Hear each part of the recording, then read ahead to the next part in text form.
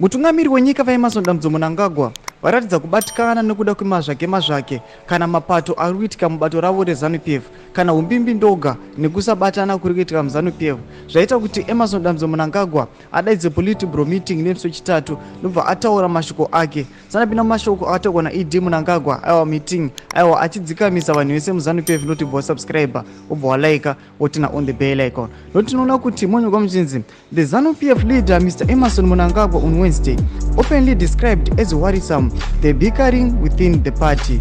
Mnangagwa was speaking during ZANU PF's 376th Politburo meeting in Harare. Nobody is bigger than the party. Let us be united. Let's shun disunity. Atidi mazvake mumusangano medu, said Mnangagwa. He added, the party is for all and we must embrace diversity. We may have different opinions, but let's tolerate debate and construct criticism. Ndo mashoko anchagona ED Mnangagwa aiwa ali Politburo meeting achara mashoko ekuti aiwa hatifaniri kuita mazvake mubato kana kuti muPolitburo kana kuti mubato ravo reZanu PF achiti tinoda unity kana tine different opinions tofanira kuuya tobva tava creative touisa musoro pamwe chete kuti bato ravo richienda mberi. Ndo mashoko anchagona ED Mnangagwa.